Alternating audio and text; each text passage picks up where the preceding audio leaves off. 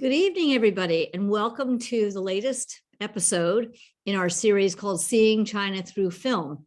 My name is Dinda Elliott. I'm the Director of Programs at China Institute, and tonight we're going to be talking about an amazing film called Kylie Blues. It was the debut, if I'm not mistaken, of one of China's most important directors, Began. We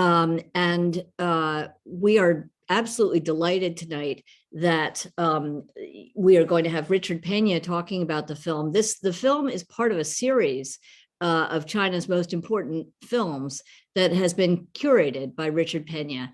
And we are so delighted to have him with us tonight. He is a professor of film at Columbia University. He was the program director of the Film Society of Lincoln Center and the director of the New York Film Festival. And a special thanks to Richard because he's actually dialing in from Paris this evening. So we're very grateful for him. Richard, please come join us. Without further ado, I'm going to hand it over to you and hear your thoughts about this incredible film. Thank you. Okay. Oh, I will just quickly say we will take questions at the end. Yes. So this is an hour-long program. So sometime around, say, 8:15 or so, we'll take questions. And so please type your questions into the Q&A section and, on the Q&A icon on the bottom of the screen, and we'll try to get to them. So thanks so much. Welcome, Richard. Thank you, Dinda. It's great to see you. Hope everything is fine back in New York. And hello to everybody. Thanks for joining us in this, well, for me, a late hour, but for you, a kind of evening hour. Kylie Blues is really, for me, one of the most remarkable films I've seen in at least 20 years. In fact, in lots of ways, I think it represents kind of a level of achievement that we hadn't seen in Chinese film really since the end of the last millennium. I mean, when we think of those kind of great films, like Suju River, which we saw, or Pickpocket or Platform, they were all, sort of bunched in at the end of the 20th century. And after that, of course, there were very fine Chinese films, but maybe nothing that shook me up, and I think really shook up the international film scene as much as this film. Kylie Blues, I think, struck me and many other people. It's just such an extraordinarily original work. And, the fact that the filmmaker was really only 25 when he shot it was even more amazing. I mean, this is clearly somebody of an extraordinary talent, an extraordinary sensibility.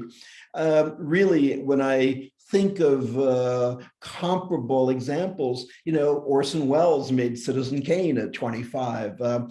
Fassbinder made, Katzelmacher at 25. There are a few very special directors at such an early age already made such an impressive film. And indeed, Began, who I'm sure he's made other films and he's off to, I'm sure, a great career.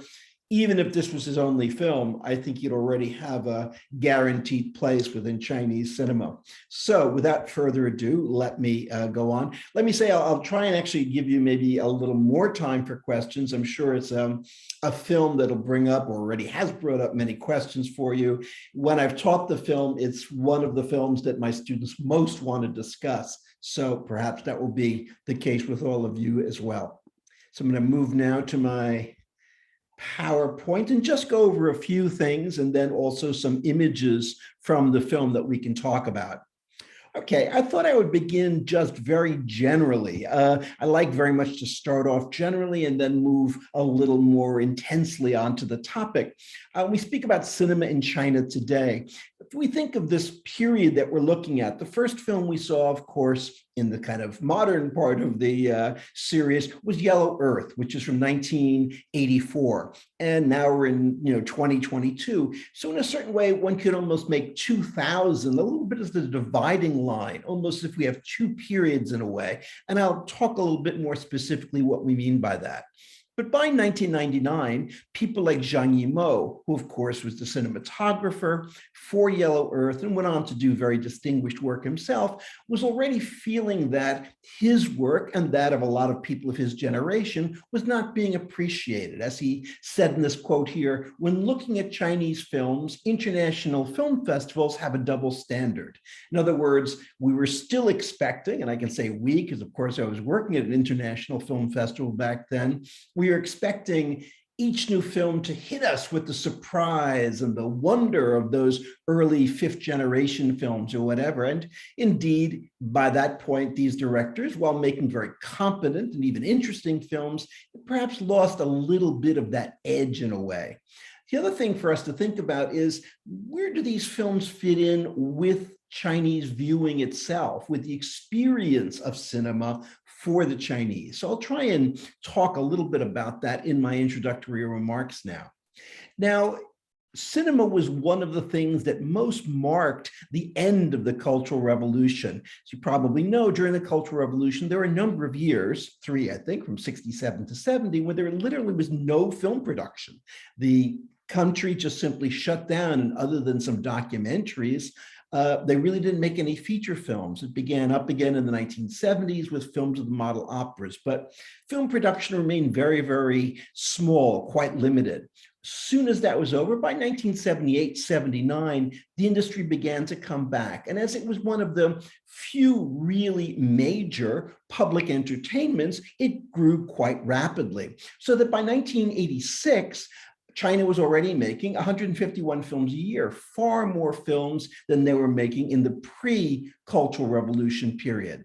But around that time, the number of films begins to go down. As you can see here, 1990, 133 films, 1996, 110, and by 2000, production is down to 83 films a year. The cinema had really collapsed in China in many ways. Now, TV, home video, and of course, increasingly, Richard, digital. I need to interrupt you for a sec, just to say that we cannot see the slides. Oh no. Yeah. So let's see if we Let me can go figure out how to get them up. Yeah. Let me go back. I'm sorry. I don't know what happened. No, I know you're a pro. It'll work. It'll work. We'll figure it out. Can you see them now? There we go. Beautiful. All right. I'm very sorry. No worries. Okay, well, let me just show you a couple of things. Again, I'll go quickly, not to waste time. Again, there was really a boom in film production in the late 70s, early 80s. And by 1986, China was making 151 films, more than they made in the pre-Cultural Revolution period in any given year. But soon after that, it begins to go down. And so by 2000, it's actually down to 83 films a year. The industry in many ways seemed to be dying at that point. I'll talk about some of the changes that went on. Now, of course, TV, home video, and eventually digital formats had made deep inroads. Many films were available, often in pirate copies, the day that a film came out in movie theaters. And of course, this cut very heavily. There were also other forms of entertainment. Everything from roller skating to disco to many other things became very popular entertainments and took away from cinema. In 1998, only 30% of Shanghai residents actually paid to see a film in a theater. So really, audiences are going way down, and the total attendance in the PRC that year was only 181 million spectators, which means, of course, that only 1/5, not even 1/5 of the Chinese are going to the movies. Now, at that point, there began to be some protection measures for the domestic industry. For example, having certain blackout periods when no foreign films were allowed to be shown. And of course, the number of foreign films was already quite limited. Now, as we move into the new millennium, the Chinese really begin to change their policy. I was in China a few times around this time, and I can remember having a number of discussions with filmmakers and also some people from the government who were really interested in seeing what they could do to jumpstart the cinema. In a certain way, I think there's always been a certain amount of jealousy about the great success of the American industry and what they could do to at least compete in that way. At the same time, of course, China was being pressured to open its markets further, according to World Trade Organization agreements, to open it to international, by which we essentially mean Hollywood cinema, not to limit that number.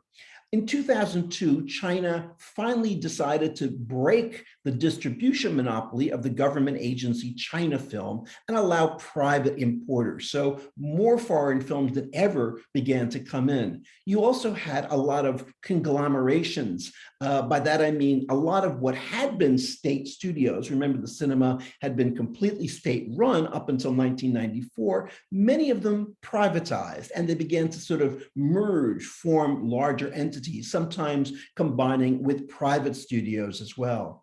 In 2004, the government actually allowed for the first time investment in film theaters for foreigners. So not only could you invest in movies themselves, but often in movie theaters. This led to an enormous wave of cinema construction. Remember, in the late 90s, early 2000s, the state of most cinemas, at least the ones that I went to in China, were often quite bad. Now you began to get all these new multiplexes. So we can really say from 1984 to 2000, you have kind of the decline of Chinese cinema. But from 2000 up until today, and it continues, you have the return of Chinese cinema. I'm speaking especially about an industry more than necessarily quality. We can talk about that as well, but really the industry comes back during the 21st century. In 2002, the government began to allow completely independent production. Prior to that, beginning in 1994, independent producers could work together with one of the state studios to make films. And often the state studios didn't invest much or have much say in what went on. As of 2002, you could be completely independent, and literally 1 year later, 30% of all Chinese films were now being produced completely independently. By 2016, less than 10% of all the films had any government involvement. That means the rest of them were all completely independent. You also begin to get the rise of quite large, what we call vertically integrated companies like IMAR, Electric Orange, Forbidden City. These are companies that not only make films, but they distribute films, they own movie theaters, and very often they own cable franchises, so that in fact they have a whole production and delivery system. Production began to rise dramatically during this time. As I mentioned, 2000, only 83 films. By 2006, it was up to 330, and you can just follow the statistics. 2019, the latest year for which I have reliable statistics, production was about 802.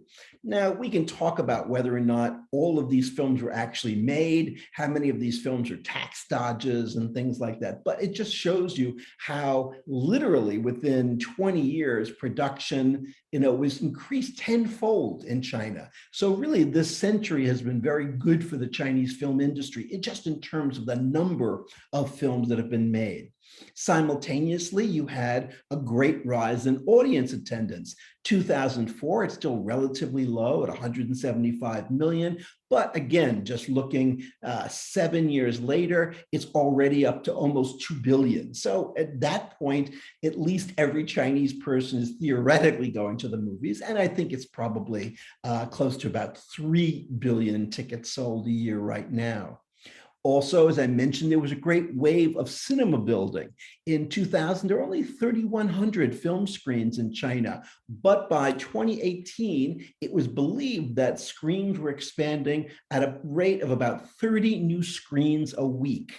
2016, there were already 19,000 screens, but after that, you had more and more coming literally every week. Now, of course, the vast majority of these new screens are multiplex screens. You could say there's been a whole process of the mauling of China, especially as more and more of China becomes urban.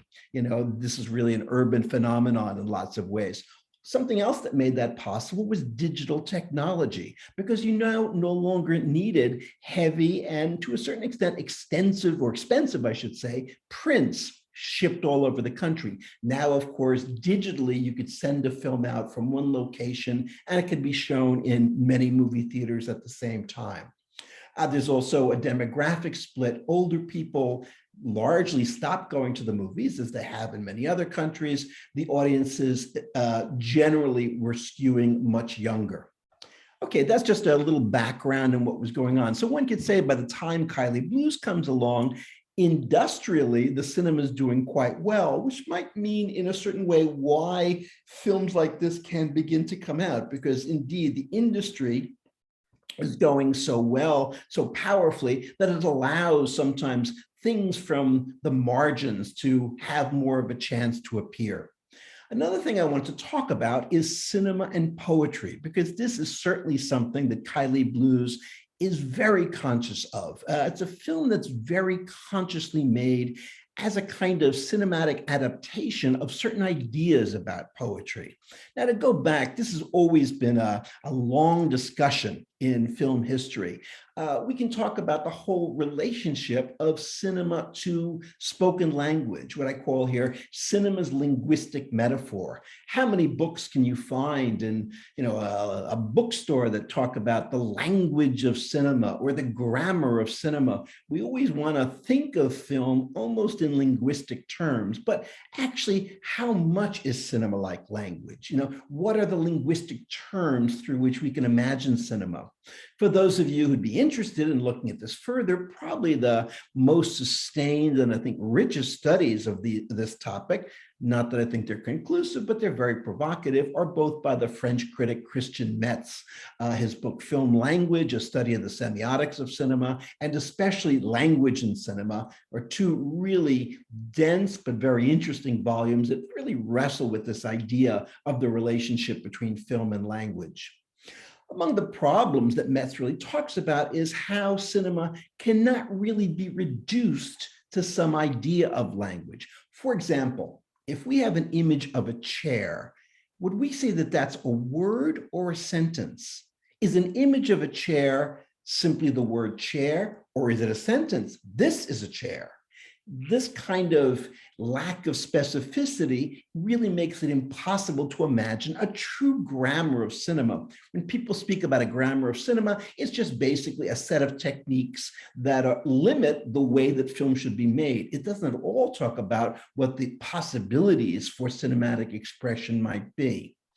For Christian Metz, he thinks of cinema as a series of, the word he uses in French is paroles, words, but not in the sense of linguistic words, but of gestures or speech acts. In other words, more than just meaning, it carries with it a whole sense of denotation from the idea of expression itself.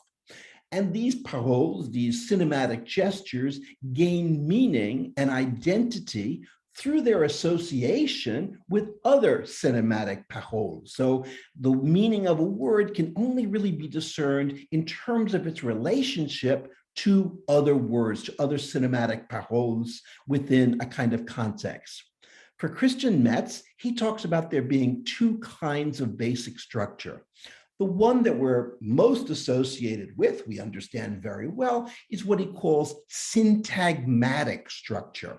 And this is a kind of structure that's derived from continuity or contiguity. That is the relationship of things that are literally placed in continuity. So in other words, shot A leads to shot B, which leads to shot C, which leads to shot D, and we get meaning that way.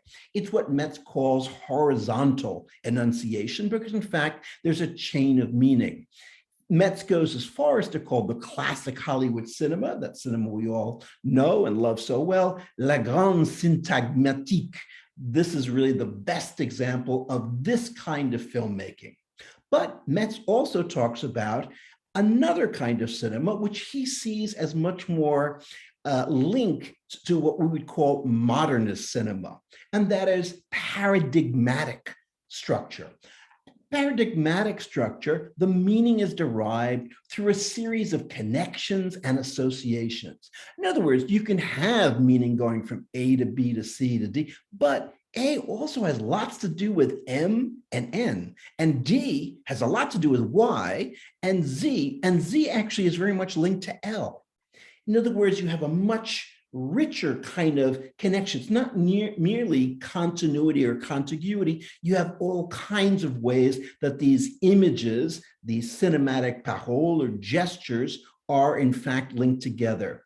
This, I would argue, is the strategy of Kaili Blues. That Kaili Blues is an excellent example. I have no idea whether or not he knows about Christian Metz or whatever, but I think he understands something about poetry in terms of the way that poetry often derives meaning from much more complex chains of associations. So in a way, you could say that Kylie Blues brings up the whole question of prose versus poetry. We tend to think of most cinema as being prose-like. Here's an example of a film that very much has on its mind, how can I make a kind of poetic cinema in whatever ways he wants that to be interpreted. So rather than a convention of meaning that we associate with prose, poetry almost always gives us the sense of the instability of meaning. It uses metaphor, it uses metonymy, it uses all kinds of ways in which things are meaningful, but the meaning is often not as precise. As opposed to the organized thrust of the narrative, poetry tends to have little sense of progression, that it tends to, in a lyric sense, sort of revolve around a certain idea or theme. And as opposed to the denotation of a specific time or place, much more poetry gives us the evocation of a sensibility. These are some of the factors that I think Kylie Blues is trying to kind of evoke. Now, I mentioned here another French thinker, Gilles Deleuze. Deleuze was a philosopher. He's no longer with us, unfortunately. But in his philosophical writings, he also wrestled with this problem between what we would call the classical cinema, the older cinema, the great Hollywood cinema, and other cinemas of the 30s, 40s, 50s, and then the modernist cinema. This begins in the 60s with the French New Wave and Bergman and many of these kind of people who challenged cinematic form.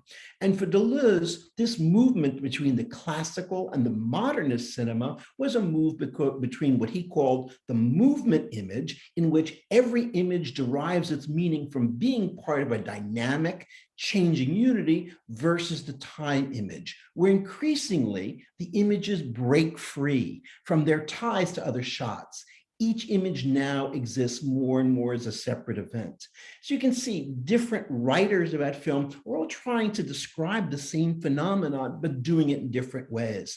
For Metz, it's this idea of the syntagmatic versus the paradigmatic. For Deleuze, the movement image versus the time image, or as I just tried to say, maybe between prose and poetry.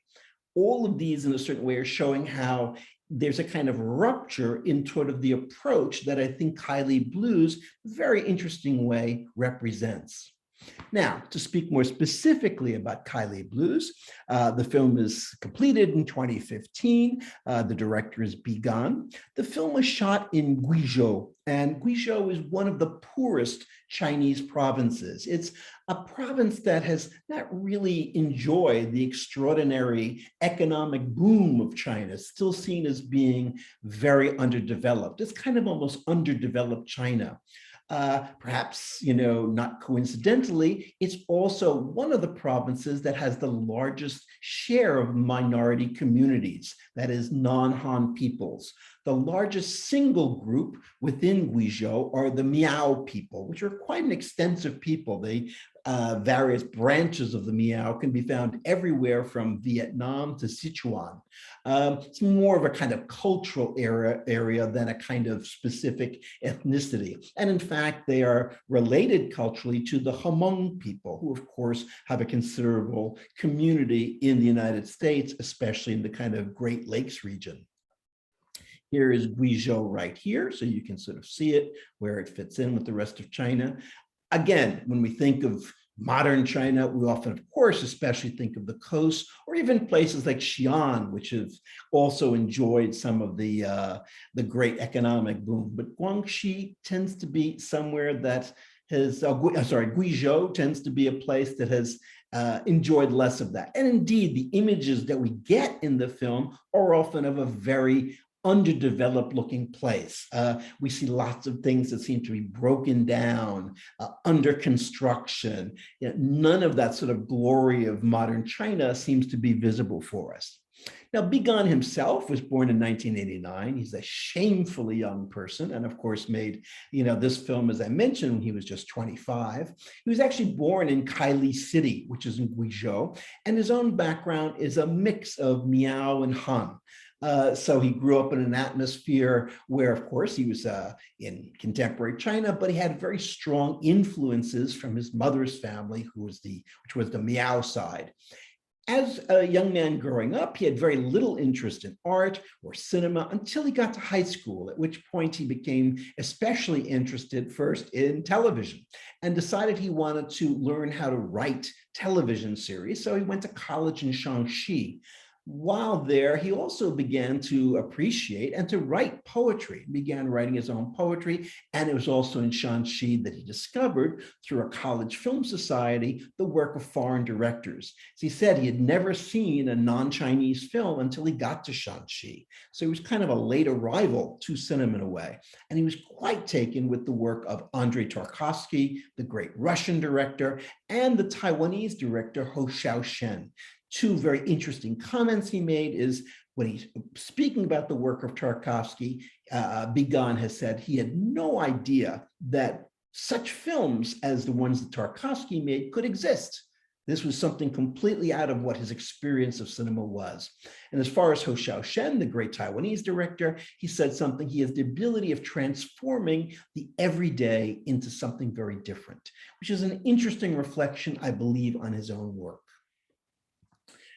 Now, he began making films already while in college with friends and family from around Kaili City. And in 2012, he made a 22-minute short called Diamond Sutra. The Diamond Sutra figures heavily in Kylie Blues as well, and I'll talk more about that in a minute. This film did get a little festival play. It won an award, I forget exactly where, but it did have a little bit of a kind of play. So one could say that Bigan was not a completely unknown factor. But in 2015, the world premiere of Kylie Blues at the Locarno Film Festival was a real sensation because, again, no one expected this level of work from, again, such a young director. Kylie Blues was made in his hometown in his area. The cast was completely amateur. His uncle plays the character Chen, the older man, and his stepbrother plays young Wei Wei. And other people are, again, cousins, people from the town. There's not one professional actor in the film. The poetry that we hear often in the film is actually Bigan's own poetry. He included that within the film. And as I mentioned, it became really a major hit in international film festivals.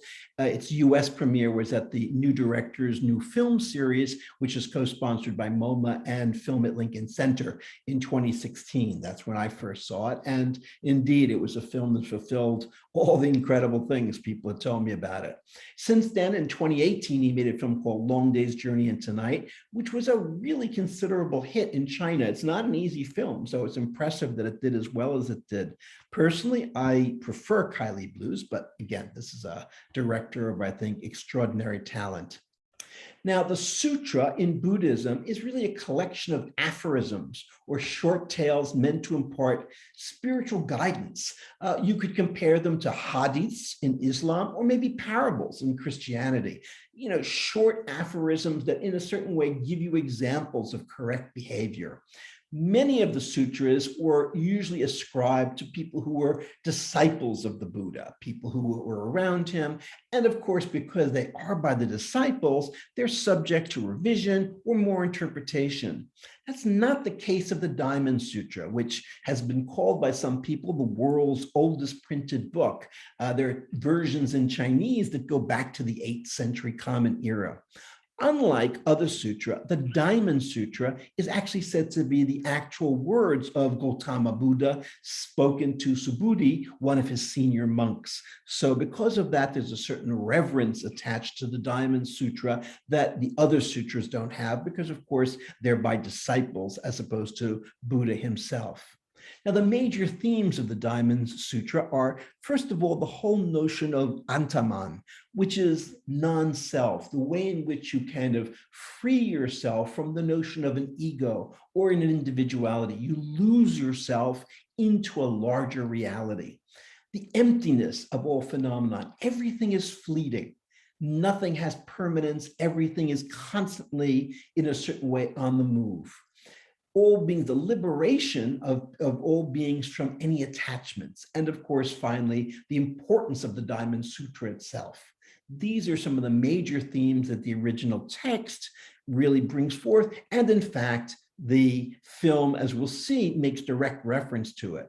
Nagamoto Shigenori, very eminent Buddhist scholar, has spoken about that the most important point of the Diamond Sutra is the emancipation from the fundamental ignorance of not knowing how to experience reality as it is.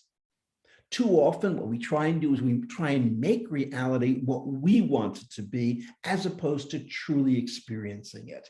And that's one of the things I think Kylie Blues tries to do. You'll recall in the very beginning of the film, we have a few titles. These are all from the Diamond Sutra. I know the mind of every sentient being in all the host of universes. It is impossible to retain a past thought, to seize a future thought, and even to hold on to a present thought. In other words, everything is fleeting. There is no past, there is no present, there is no future. Everything sort of exists at the same level, at the same time. And again, this is a fascinating entrance into the film where, in fact, this play with time is such a fundamental thing, fundamental kind of technique that Bigan is trying to do.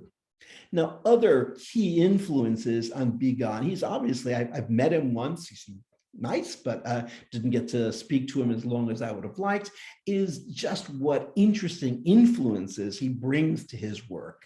And he's a director who's very articulate in interviews. So if you look up some of his interviews, you'll be very impressed by how he speaks of his work and the work of artists whose work he has been influenced by. The original title, or the Chinese title of Kaili Blues, is actually Lubian Yetzan. Obviously, I'm not saying it very well. That translates to Roadside Picnic.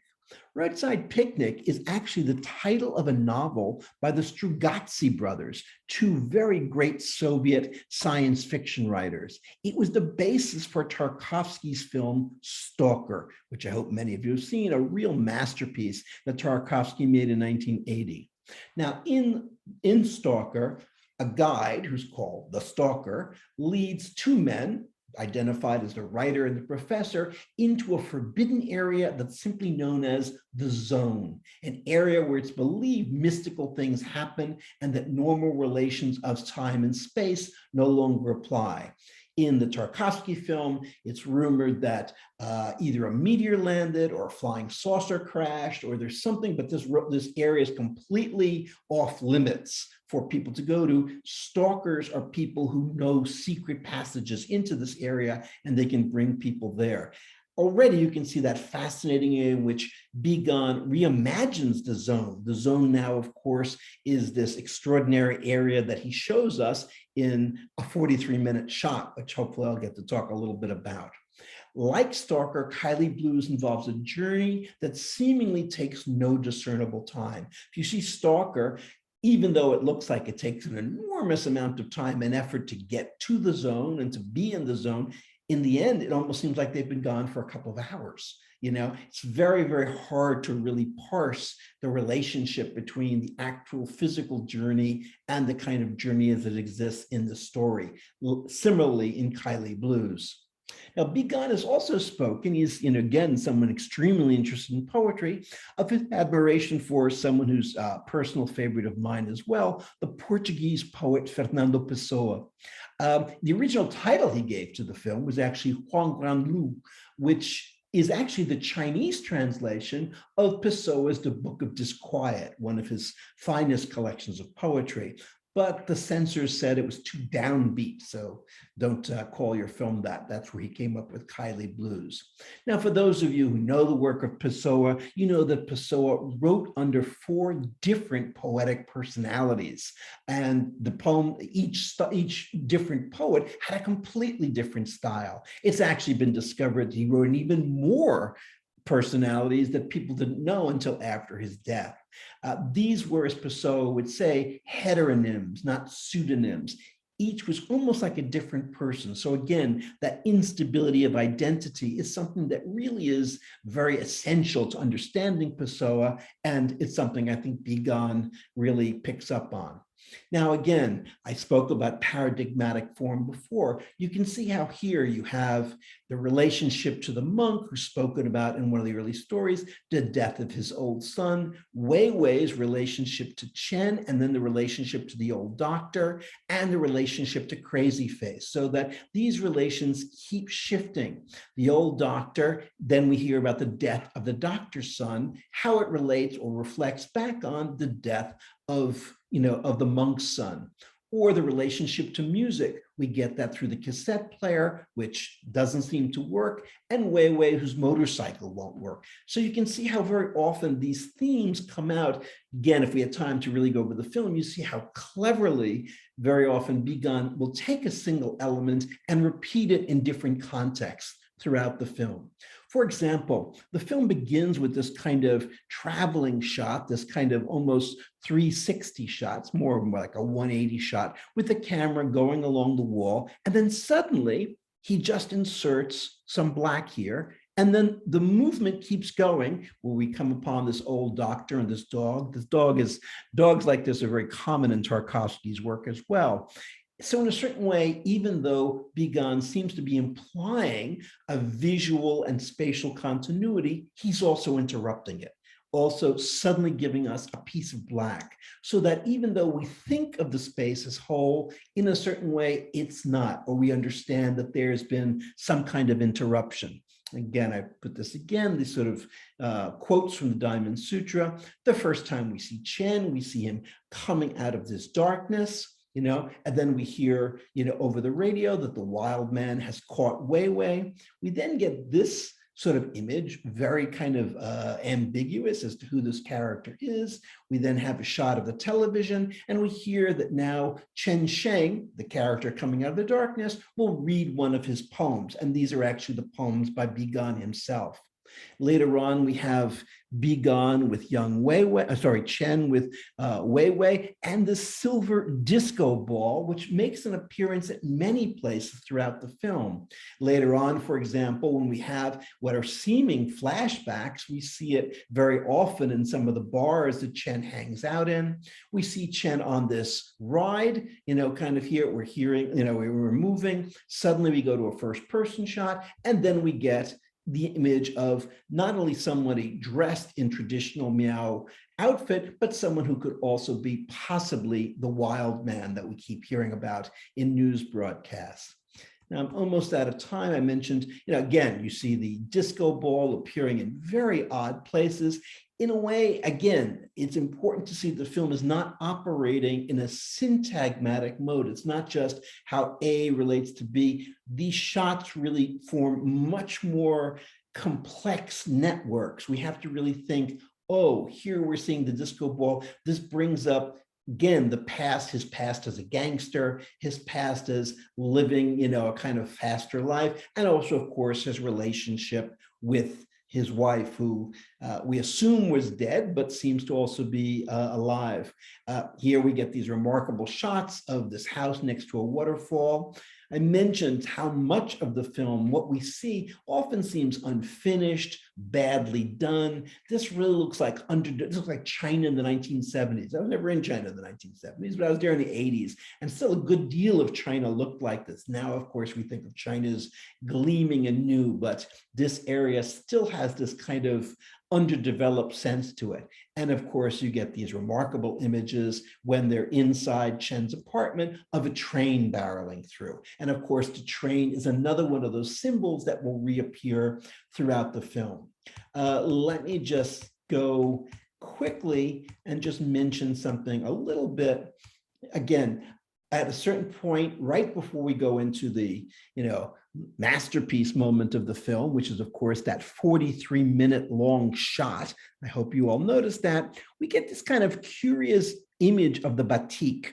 Now, the batiks, this kind of batik artwork, is something that is very much identified with the Miao people. And what's interesting is batiks often present scenes to us, but not necessarily in any particular order. You'll see characters in many different positions all throughout. So again, it seems like everything is happening at the same time, that there is no structure, that all of them exist simultaneously.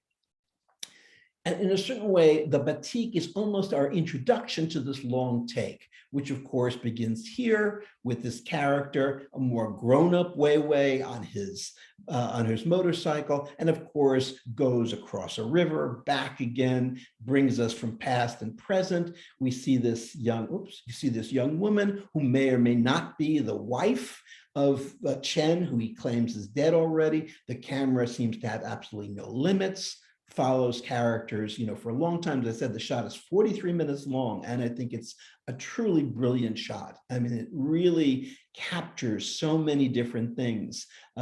Here, of course, she seems to be going back in time. She sees, again, this man who may have been her husband comes for a haircut. Later, we see him here performing, and then finally we see them leave. And the last line we get of this very long shot is, "It's like being in a dream." And indeed, at the end of long take, we then have, back to the disco ball, and then a very interesting montage that happens with clocks. Again, time being something foregrounded. This man or this truck is a watch repair shop. We get this shot of these watches and clocks that are here. The clocks are even superimposed over the characters. And then, of course, we end with yet another train shot, bringing us back to that earlier sort of image that we got of the train going through the apartment. I'm sorry to go over that so quickly. As always, it spoke a little too long in the beginning, but again, it's an enormously rich film, and one that I think is just very bold in the way that it kind of decides to put images together. It's not an easy film, it's hard to say. In a certain way, you could say the story is very simple, but it's told in such a complex fashion because, of course, it's really about the simultaneity of things, how there is no past, present, or future. We see Chen both, before he went away and, when he's back. We see Weiwei in different stages, both as a young boy and as a kind of late adolescent or whatever. We see the wife who may or may not be dead. Again, all of these things are happening at the same time. And the film is very much giving us the sensation. It's not telling us a story, it's creating a feeling. And I think that's what it does so well, and why it seems to be, to me, one of the truly poetic films that I've ever seen. People use that phrase too easily. This is a film that takes the idea of film poetry in a very serious way. Okay, I'd be happy to hear your comments and questions and try and respond to them the best I can. So Richard, firstly, thank you for that incredible, tour of force. I mean, that was just incredible. And what an amazing film. So, as people start to think about what questions they might want to ask, I wanted to jump in with a few, if you don't mind. Sure, please. So the first thing, you may have said this, but I forget, or I may have missed it. The question is, did the film do well at the box office? Well, it was a film that was shown widely around the world. I mean, probably sold better than, a lot of, again, in an art house circuit, this is a difficult film and whatever. Yeah. It had some play in China, it did. So it was shown in China. It was shown very much. And again, it's a difficult film. You're not going to say this is not a mall film, I mean, even though it played in some and things like that. Where it did especially well was outside. It was a huge hit in France, got lots of write-ups. In the UK, it did very well. In the US, it got great reviews. It didn't, break box office record, but again, did well. So, it's a film that certainly, I think if you think of the years 2016, 2017, one of the events was Kylie Blues. I mean, and again, from Locarno on, I heard so much about it, and very often you sort of hear these things and go, yeah, sure, and then you see it, and it's like, it's even better than people say it was. Right. So I'm curious. If it didn't do particularly well at the box office in China, and I certainly can't imagine it doing, well, if you showed it in America, a deep, dark, poetic film like this doing well at the box office here in the States would be very, very tough. So I'm curious as to how filmmakers like Began survive financially. How does he continues to make these incredibly deep and poetic films, which are not Hollywood blockbusters. How do they, how do they survive? How do they keep doing it? This is where something, going back to Yellow Earth, in a certain way, from that time on, many of these filmmakers really depend on the international box office because production costs remain relatively low in China. I don't know the budget offhand of this, but again, there's no actors, it's all on location and whatever, let's just say it cost $1 million, that's relatively easy to raise outside. And especially when you have someone who's very prestigious, you suddenly get, if you looked at the credits of his next film, Long Day's Journey into Night, I'm sure that there are lots of television networks and other funds that are happy to be part of this, film. But so, directors in China, especially, I think a lot of the more ambitious ones like Lao Ye has depended on German and Dutch financing. Jia Zhangke has depended very much on Japanese and Hong Kong and French financing. Again, I think these filmmakers, the internationalization of Chinese cinema has really allowed them to, at least make enough money to keep going. I mean, they're not starving, but I mean, they're, again, part of this is because, to the best of my knowledge, there's still very, very little of a kind of art circuit in China. There's not cinemas, even in big cities like Beijing or Shanghai, which people go, oh, I'm going there because I know they show a certain kind of ambitious foreign or Chinese film. These films have to compete just in the market that exists. And, it's tough, especially in a kind of mall cinema culture, which is really what China has. Right. It's so interesting, though, to think that, I wonder if in some ways, I guess I'm remembering a classical musician saying to me that it's easier to be a classical musician in China than it is in the West. Now, classical music is different because it's huge in China and the audiences are huge and growing and growing. But I wonder if in some ways it's easier to be an independent filmmaker in China than it is in the West. I mean, obviously there's censorship. And so that's, that's a problem. But I don't know. I think, as always, the grass looks greener, certainly I think there are many problems, but, again, I think if you get into that very lucky realm where international agencies and whatever really want to produce your work, really want to get behind it because you're prestigious and they want to be attached to prestigious projects. I remember the great Thai director Apichatpong Weerasethakul telling me that not the most recent film, but the one before that was co-produced by 15 countries. Oh, wow. Now, I think this one gave him 10,000 and this one gave him 15,000. And, his films aren't terribly expensive either. But, with this, it was the Luxembourg Film Fund now has a credit as being one of the producers on the film. So, I wonder, this is really the story of international cinema, at least since the 90s, and especially films from China and Iran and many places like that.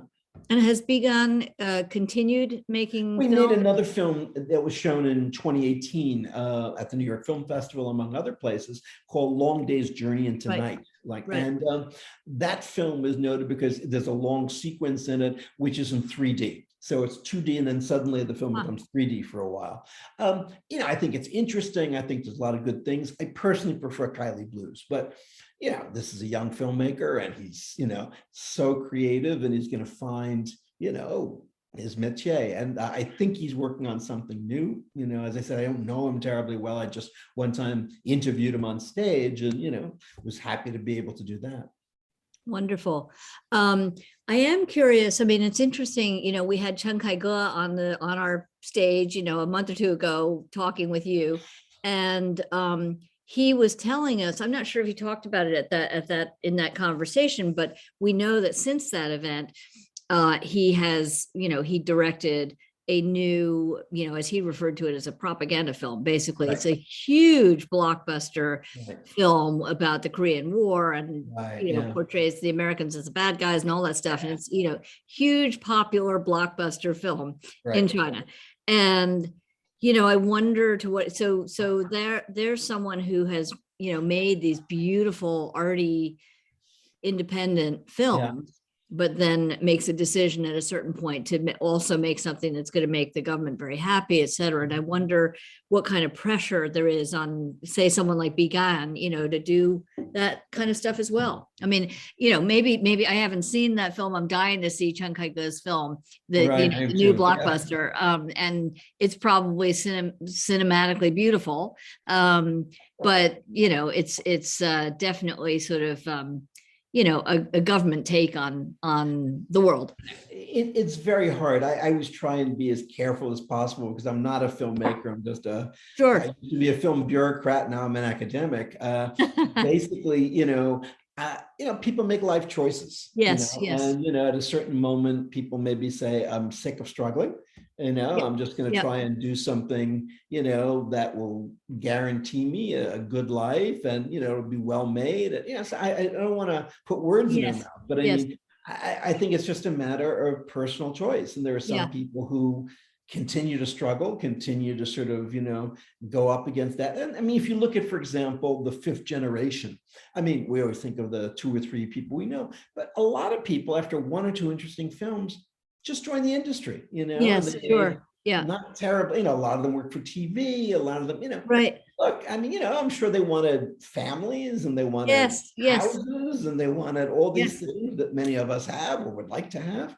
Yeah. And so they just absolutely. It's hard for me to blame them, to say you should continue making, they're doing what they want to do. Absolutely. And there's the same, as you're suggesting now, exactly the same thing in America, in the sense that, indie filmmakers might decide to then do a Marvel film, and they do a Hollywood blockbuster. So I'm delighted to see that we have a couple of questions that have come in now. So let me read a couple of them to you. Jessica Rigby is saying, "Thank you so much, Richard. I learned so much from you. I was born and raised in China's Sichuan, near the area where it was filmed. I went back from the US to China last year and visited the place where the movie was shot because I love this movie so much. Every cool Chinese friend of mine recommended me to watch it. I even found one of the villager actors who showed me around, especially the 40-minute long shot. My question is, how do people like him make films so close to authentic real life? Do you have other recommendations of movies or movie directors who are, able to do the same kind of thing?" Yeah, I mean, I think that there's, as always, there's this big industry that's making hundreds of films, genre films and things like that. But one of the things that has been great about the digital age is that someone like a Bigan can come along and with his equipment, he doesn't need anything. He doesn't need anything from Beijing. He can just make the film. Now, as you mentioned, there are questions of censorship, but this film didn't seem to rub anybody the wrong way, as far as I can tell. In fact, I'll tell you a funny story. You'll recall at one point during that 40-minute shot, when Chen comes up and he sees the older Weiwei in a bucket with a bucket on him and whatever. When I saw that, it brought up for me the Abu Ghraib pictures. Oh boy.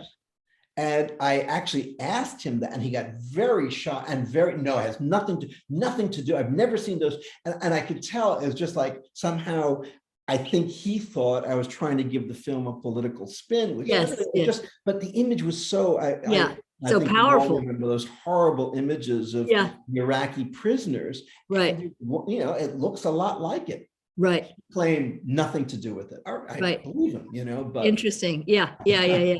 So another question from Anthony Fragola.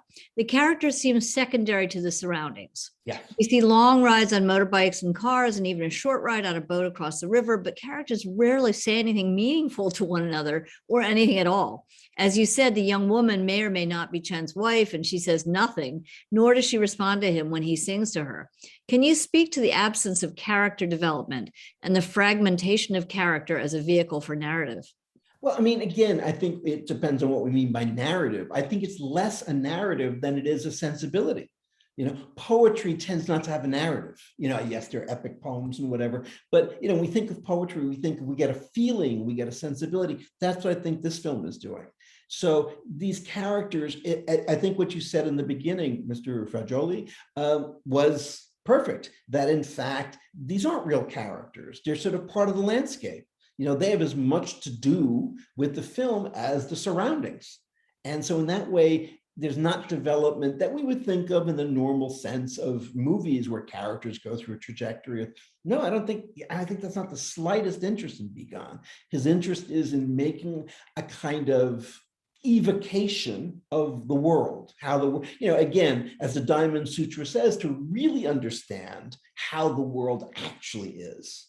Too often we place narratives on the world to make the world make sense to us. The world may not make sense, and I think the film here is trying to evoke that.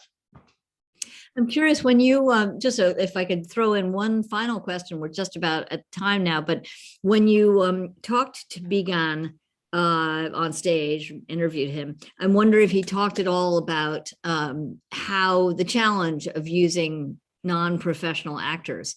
And I think we've talked to another director who did that. Wasn't it Zhang Yang who used non-professional actors too? I can't remember, but can you talk about that a little bit?